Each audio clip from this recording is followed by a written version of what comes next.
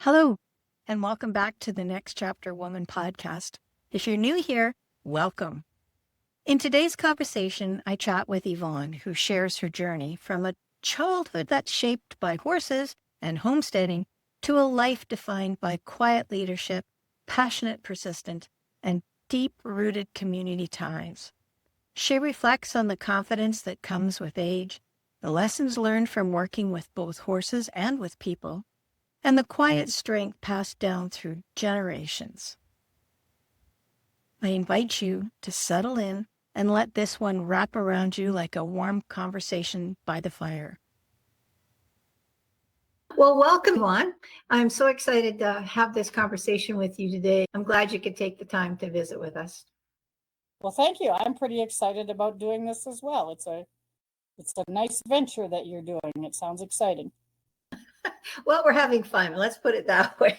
If it's not going to be fun, well, then what's the sense of doing it, hey? It's very true. It's very true. So to kick us off, you've had a big life. Put it that way. Lots of stuff going on. But if you can give us the Coles Notes version, the part that you would like us to know and remember about Yvonne. Give us the high spots. You can give us some of the low spots if you want to, but give us the Coles Notes version, and then we'll take it from there. All right, thank you. I'm kind of horse crazy. And my dad was horse crazy too. So I've worked my whole life to be able to do horses. So I'm a farrier and a certified riding instructor, and I have a field full of horses. So that's really important to me. And layered on top of that, my family is very important to me too. So I spend a lot of time with my children and horses. I have 2 kids, Ricky and Bonnie, and I guess he's not really Ricky anymore. He's Rick.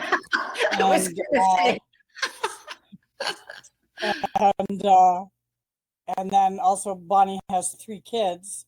So I've spent a lot of time with them with horses too. That really has been my focus. That everybody in my family that wanted to come ride with me got to come ride with me. So those really are my 2 main focus. I have a good core of friends as well that are really important to me, and I spend a lot of time and passion in my community. Isn't that funny? Because as I was writing down my cheat sheet of what, the high points that I wanted to talk about today, I mean, you've mentioned 2 of the 3 things. So it's going to be easy. I mean, not easy, but consistent with how we feel at the time, for sure. But the 3 key words that I have when I think about what I wanted to address with you today was change. And you've had a bit of that. I mean, maybe that's not the biggest thing that comes to mind, but I'd like to talk a little bit about that. The second thing is community, which you brought up, and that's a big highlight. And the other one is confidence. And so no arguments, but those are the 3 things that come up. So as we weave through our stories today, that's the things that I think that I'd like to learn from you. Yeah, because to me, you're a great teacher, and I know there's some reasons for that, and a lot of work has gone in behind the scenes to make you that great teacher in my eyes. So we'll try to hit on those 3 themes if we can.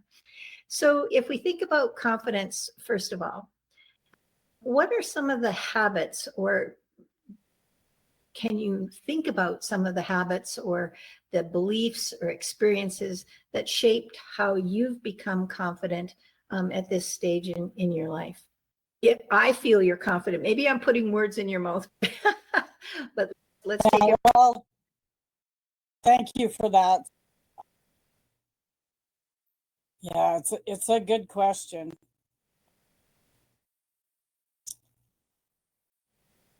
So in our family, we are kind of known to be stubborn. And then we've done a bunch of work, several members of the family have done a bunch of work on psychosomatic therapy. And so we've tried to change the word from stubborn to passionately persistent. So I'm very passionately persistent about what I care about. So some of it is I just don't give up. I just keep trying different ways. And then I've really been blessed with great people in my life.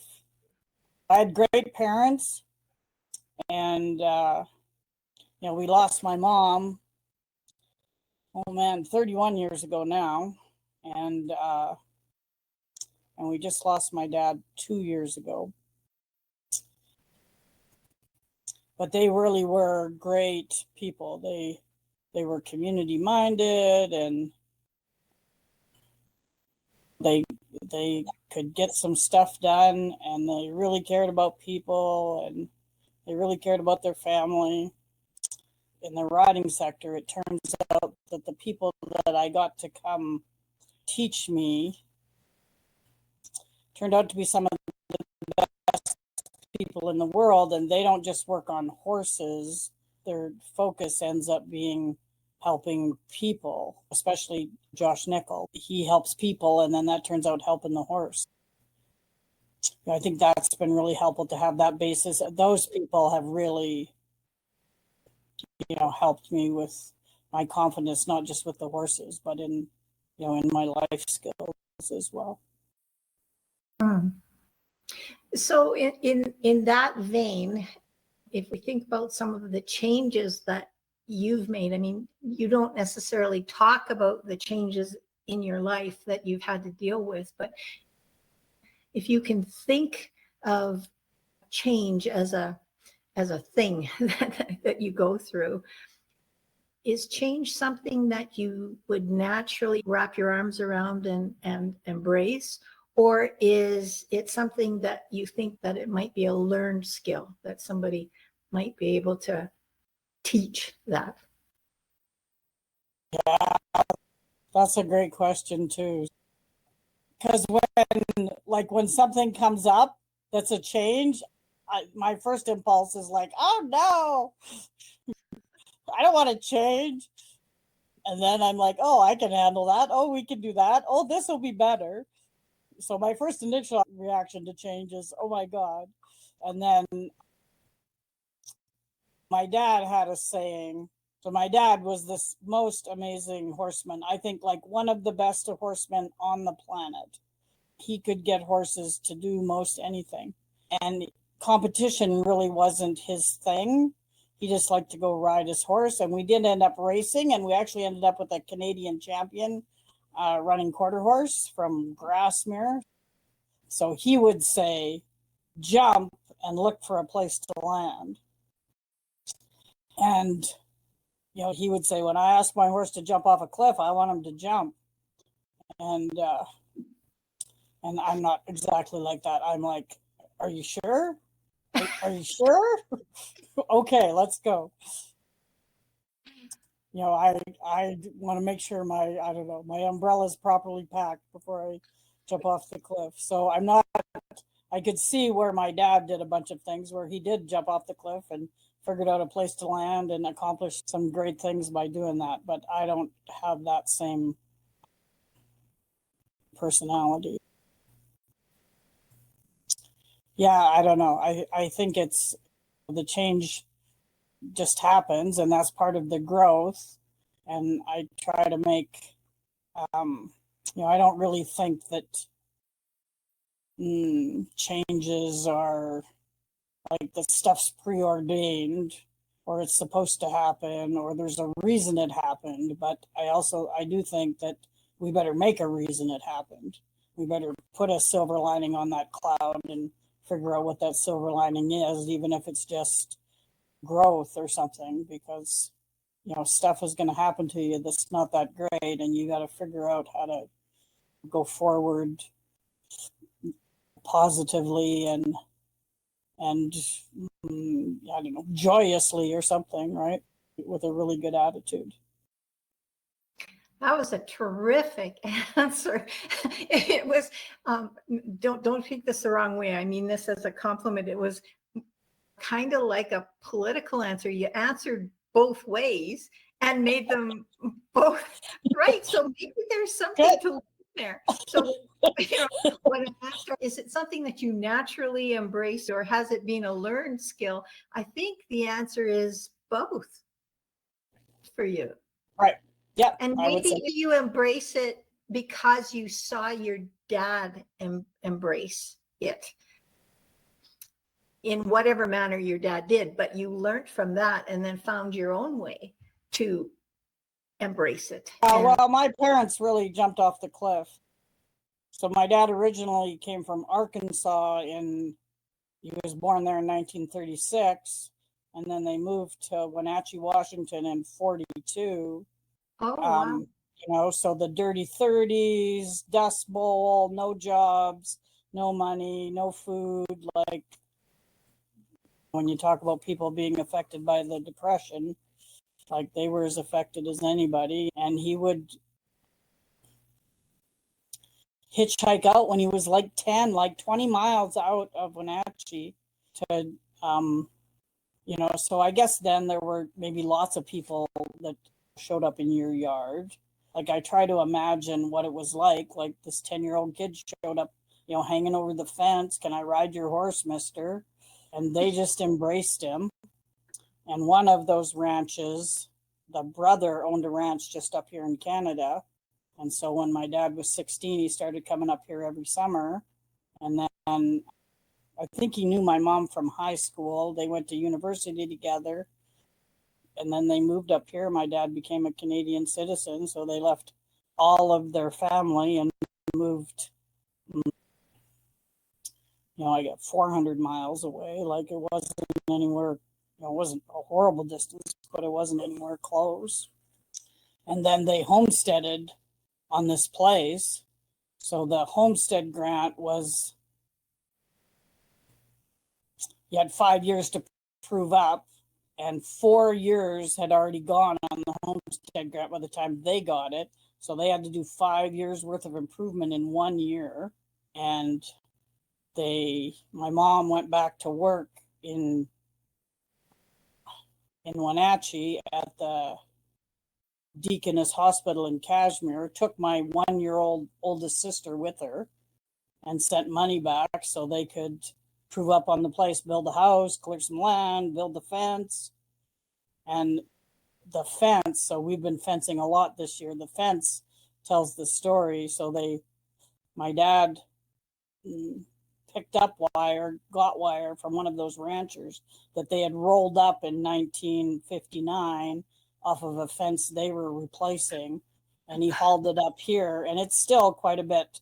I don't know, maybe a quarter of it is left on our property, but if you bend it now, it like turns to flour. And when they were fencing this year, my daughter-in-law Emily did a bunch of research on what wire it was, and it's like 1838 kind of wire. Like it's the history on the wire is quite amazing too. I'm back on the old homestead now, and they had no electricity, no running water.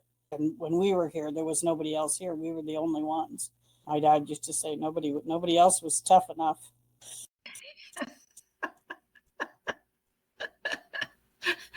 So you have had quite the experience. I mean, there's not very many people that you can meet that live on the same place where the history was right from, the beginning. And not the beginning of Canada necessarily, but I know your area, the beginning of Canada, there wasn't a whole lot going on where you are until your dad got there and a few other brave souls, hey? So you have a lot of family around the area, and I think there's a grounding that comes with having family roots so deep and so close by. It's good for the generations that are coming now, like the grandkids and the great-grandkids. Would you agree with that? Yes, and my family is amazing. We don't fight, and we really get along. And obviously my dad just passed away, we're doing succession stuff, and we are not fighting. We are not going to lose the property because we can't get along. And you look at lots of other families, and it's a hard go. So we have that, and we have my grandpa was an alcoholic, I think, his whole life. So it was really no help to my dad whatsoever. And then my dad's sisters both married alcoholics very young, but the other family stayed together, had 4 kids, and all of those kids and all of the grandkids have substance abuse issues, or have had substance abuse issues.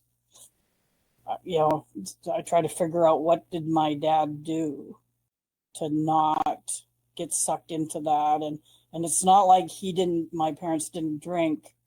They would like party a bit or drink at the dance, but they didn't drink on a regular basis. They just didn't do that.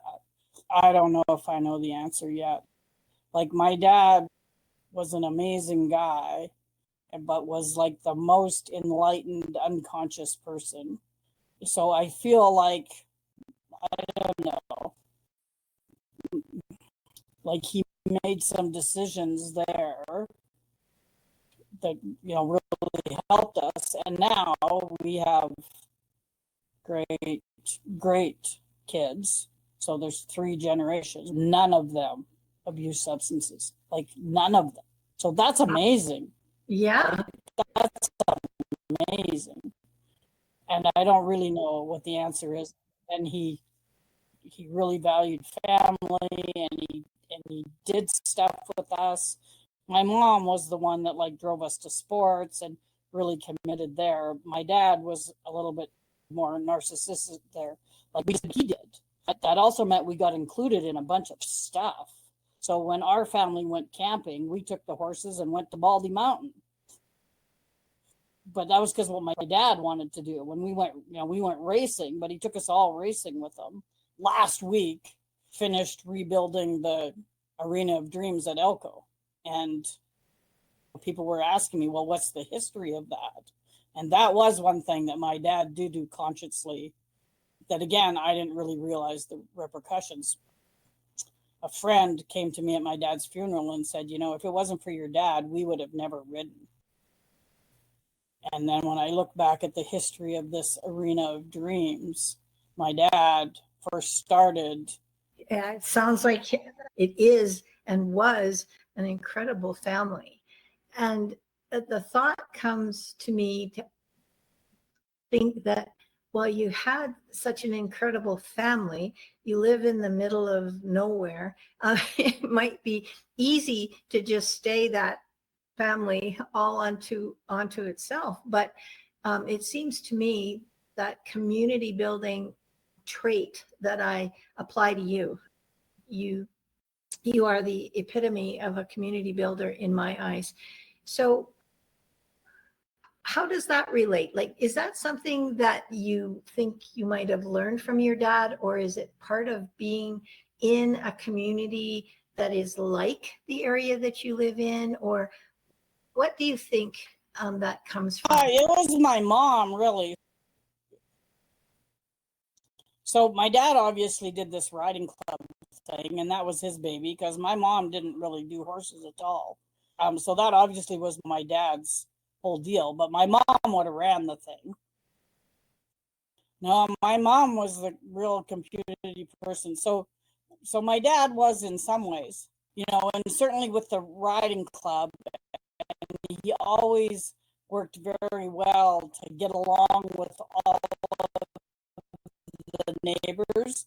They were masters, and I really tried to continue that and not fighting with anybody, because sometimes there's some big feuds here that have been going on for a long time, and we get along with everybody. So I've managed to continue that. But my mom really was the community person.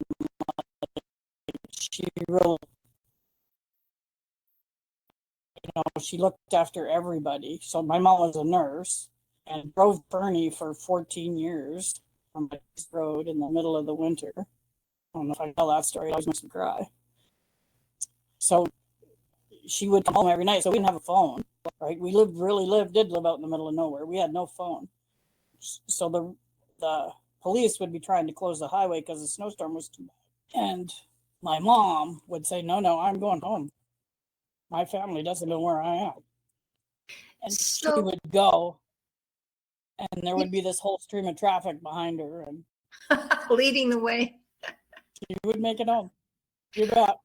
If you can, and this might be hard to do, but in a couple of thoughts, what would be, if someone would say, well, how do you do that?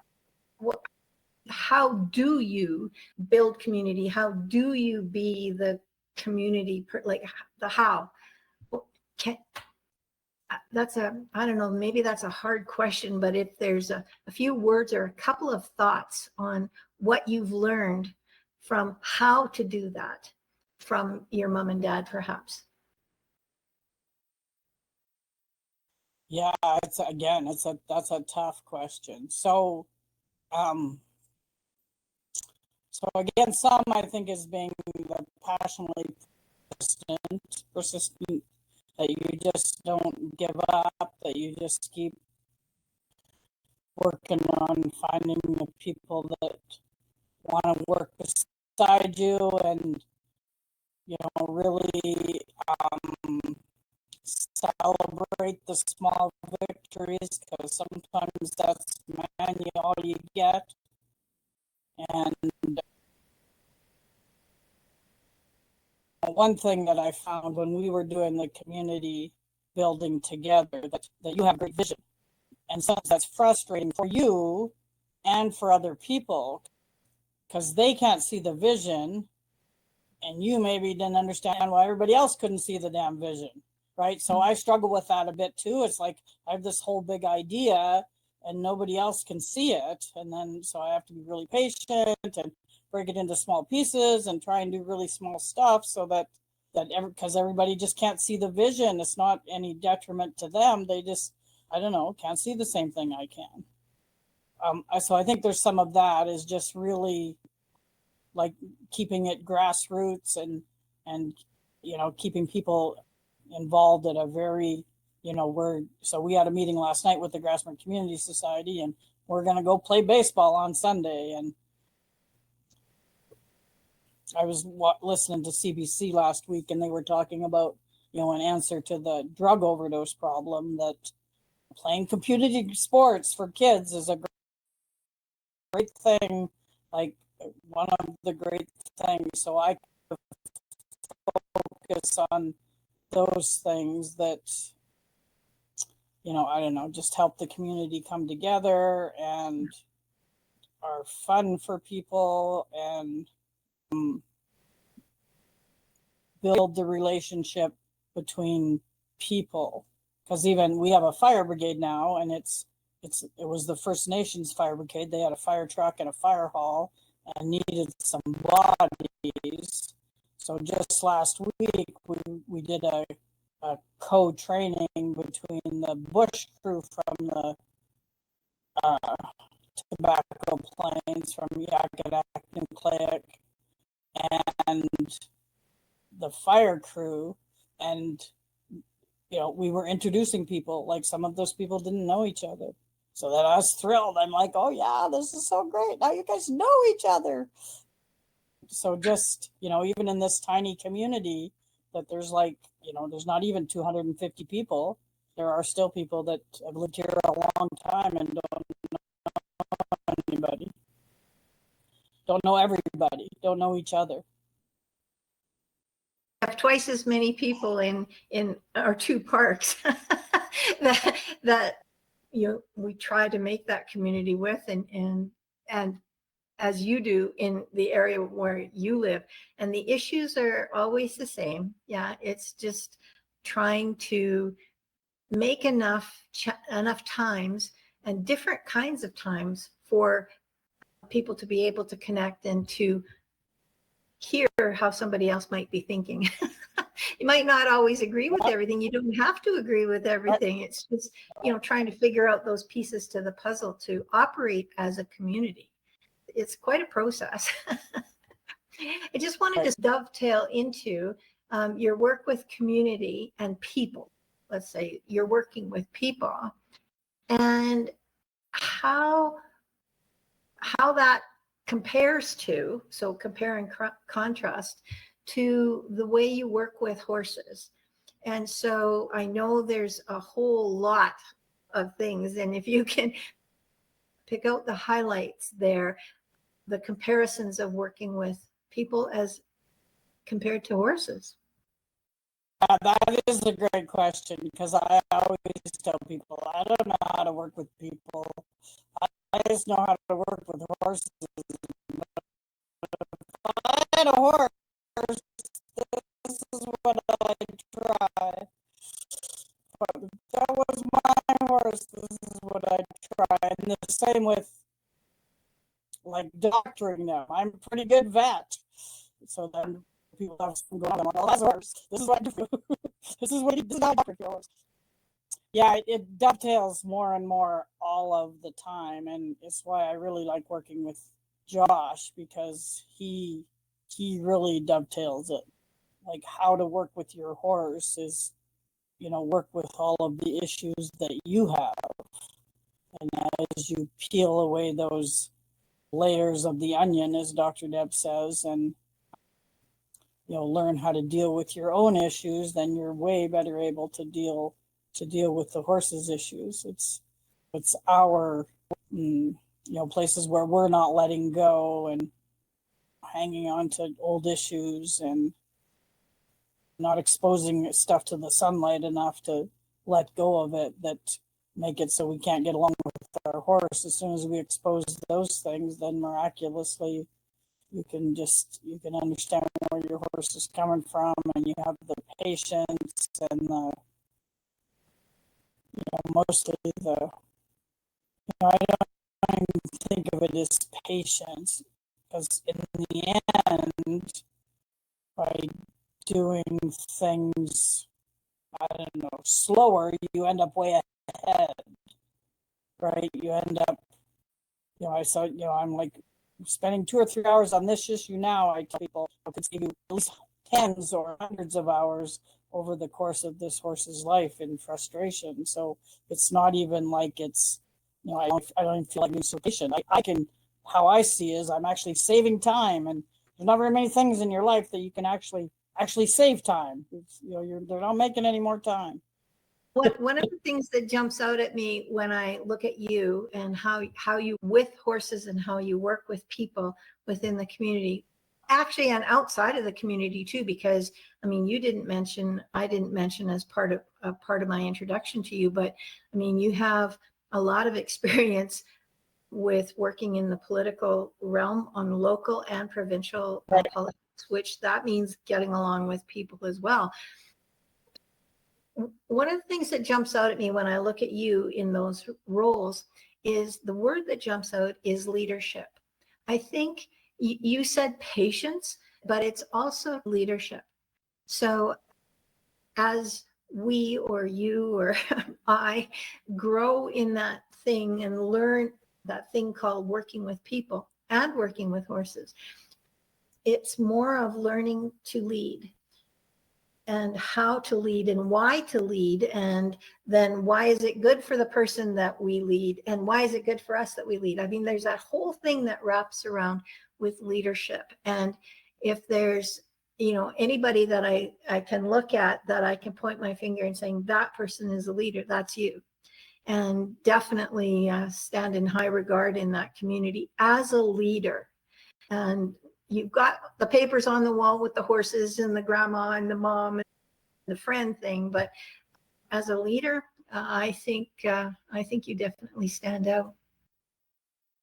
Thanks. So would you think that, as you've gotten older, we've talked about community, we've talked about change, and we brushed on confidence a little bit, but do you think as you get older, when some of that knowledge comes in, or experience and knowledge comes to play, that helps confidence? in other words, I'm asking, are you more confident now than what you were when you were younger in various aspects of your life, just as a human being, as a woman? Yeah, I don't know. That is a interesting question because, I don't know. I guess I'm more sure of myself on, what exactly I want to do. But, sometimes when you're young, you're just like a bull in the china shop and forge ahead, and, you don't even notice whatever, all of the cliffs you jumped over. You just keep going. I think, again, it's a balance.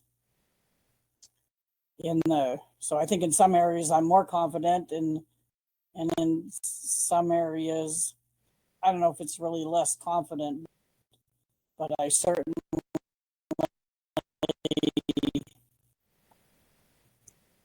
take my time, go slower, notice things more, try to look at all of the aspects more than when I was younger. I'm not sure if that's more confident or less confident. Maybe a little bit more. Like well, it's just that I'm less,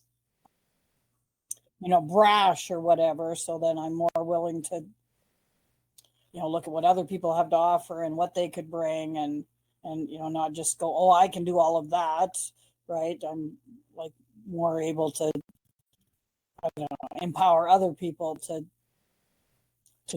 bring their strengths to the table as well. It is just like working with the horses, though, isn't it? You can push all you want, but that horse isn't necessarily going to do it until he sees that, no, you're the leader. I'm going to follow you, and I'm going to do this, and I'm going to like it.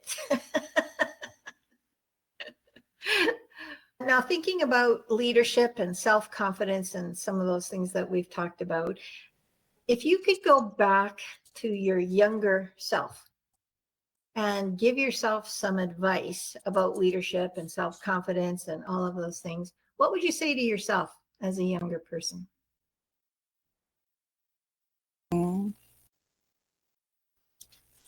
Yeah, that's a tricky question. Well, so I concentrate more on the things that are good, and do what we can about things that aren't so good, and not put so much focus on it. Let it slide a little bit more. So in thinking about your question, I spent yesterday with my grandson at the track meet, and everybody is so busy that stuff just evolves. And so I ended up being the only person there for him. And it was not planned at all. We didn't even know about the track meet till 2 days before. And none of his family's was there because they left for the rodeo, as his brothers going for the Alberta High School Saddle Bronc Championship this weekend. So it just ended up the two of us. And sometimes I try to make that happen quite a bit, and sometimes when that happens, like, he just wants to go play with his friends. But yesterday he was happy to hang with me all day, so we got to hang all day. And I just tried to point out to him, when he was doing something really good, and just point out the things that like are extraordinary about how he does stuff, because I don't know. I think we're getting better and better as a society at that all of the time. And we could still keep being better at, I don't know, saying, yes, that was good, instead of saying, no, that was bad. It's a good piece of advice. I wish I had that when I was younger. So, Yvonne, are there any new challenges or the what nexts that you're excited to take on now? Yeah, 100 of them. I'm so close.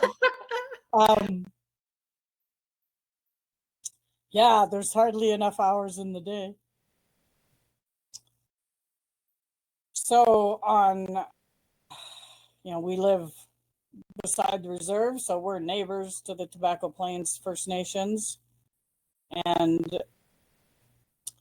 again, I've gotten along with them my whole life, and they've been great neighbors. So we did a field trip and we took everybody down to Flagstone, and Flagstone's this place west of us that was the original settlement here. It was the first post office, and the GN Railroad came up there, and before the GN Railroad, the Kalispell stagecoach came up there going to meet the stagecoach at Steamboat Hill. So it's been destroyed by the ATVs and the motorbikes. And when you talk to people in the community, that was the place where people went to go swimming and have a picnic with their family. And so we're working at getting that back to perhaps being a provincial park, or having some kind of layer of protection on it. There is the fire brigade. So now Grassmere, who has a population of 250, has a fire department. And we actually are good enough now, we could fight a fire. And it gives us so much, as you know, so much peace of mind. For us to be able to respond is just so amazing. And that's been a real community builder as well, because all of these people from, different ways of life are now working together for a common good. It really has been a community builder, which when we started that venture, it was just to have some fire protection. I wish we could talk for 2 or 3 hours, because as we do and you get more comfortable and you start remembering, and somebody like me reminds you of that greatness that's within you, and then maybe you're so modest. I mean, that's the thing I know about you. You're just so modest. You just don't know how good you really are. And so to get you to talk about that and talk about those experiences in words that the rest of us can learn from. I want to thank you for taking your time today and sitting here and letting me pick your brain and learn from you. And I'm so thankful that you allowed the chance that your teachings now, hopefully on this wonderful little YouTube channel, can help some other women through listening to your experience and getting some of that confidence through the screen from you. I appreciate you. Thank you so much. Thank you. I really do think it is an important thing to, to pass on the wisdom and to not let it just die out. I think we have all of this, technology and media stuff now. We need to be taking advantage of it, because it was on Facebook or TV or something about how much do people know about their great grandfather. Like, it gets lost really fast. So Yeah. So all of these instances that we can take to help preserve some of the wisdom to pass on to the next generations is greatly appreciated, Diane. Well, we'll see what we can do to to make that happen. Call it what you will, but coaching, teaching, community building, like online, we're not face to face. We're hundreds of miles apart. And how people learn things anymore. And now the biggest difference is the people that create things for the online learning business, if you will. It's changing. It's changing to be more like this, because literally I can sit down any day of the week and I can learn whatever I want to learn. All I got to do is click a button and it's there. If it's not on YouTube, then it's on, something else. But chances are it's on YouTube. People can learn whatever they want to learn. What they need is they need that community around them. We don't have to teach. We just have to think about getting people together like yourselves and a few other people that'll, join in on the conversation, and we'll see what happens. We can learn from each other for sure. We sure can. So I appreciate you. Thank you for spending the time with me. Thanks, Yvonne. Bye for now. Bye-bye. If Yvonne's story sparked something in you, a memory, a question, or maybe permission to lead your own way, I hope you carry that feeling with you throughout the day today. You don't have to change the world loudly to make a lasting impact, that's for sure.